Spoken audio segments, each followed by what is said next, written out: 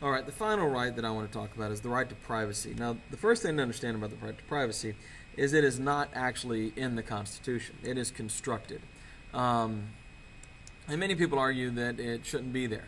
But the right to privacy is the right to a private, personal life free from the intrusion of government. They have a typo there in this PowerPoint. It is, like I said, it is not explicitly stated in the Constitution.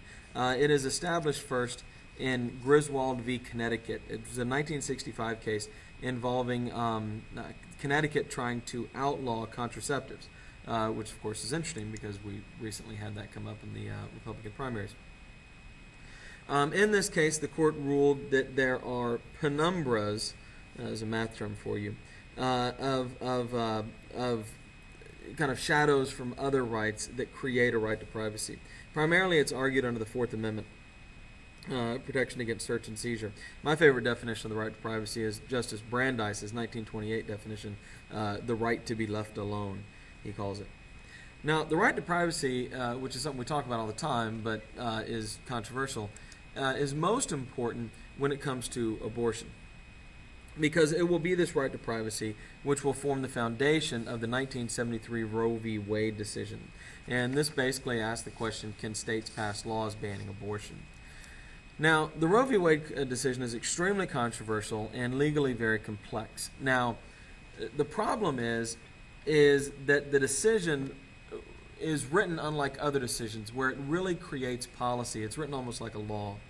And what it says is that there can be no abortion during the first trimester of pregnancy. There can be no ban on abortion during the first trimester of pregnancy. During the second trimester, states can outlaw abortion in all cases except where the mother's health is being protected. And during the third trimester, states can ban abortion except in cases where the mother's life is in danger. Now, this there had been a massive movement associated with the women's rights movement to get women the right to have an abortion before Roe v. Wade, and the second the decision was handed down, there arose a counter movement on the other side to ban abortion. Of course, that's been at the heart of our politics, and we'll look at that a lot as we go along. There have been many attempts to limit the right of people to get an abortion, particularly in the last in 2011, 2012 in the states. But some other Supreme Court cases related to this. There have been laws that have forbid state or federal money going in any way to abortions. These were ruled constitutional in Webster v. Reproductive Health Services, 1989. A law requiring minors to obtain permission from one or both of their parents was upheld in Rust v. Sullivan, 1991.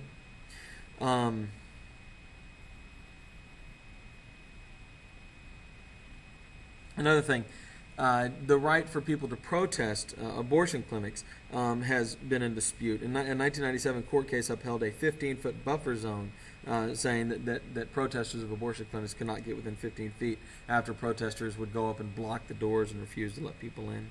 In Sternberg v. Carhart, it ruled that Nebraska's prohibition of partial birth abortions was unconstitutional because it made it unnecessarily difficult for women seeking an abortion to get an abortion. But anyway, this has been a major political issue, as you probably are aware of, and that's what the Supreme Court has had to say about it.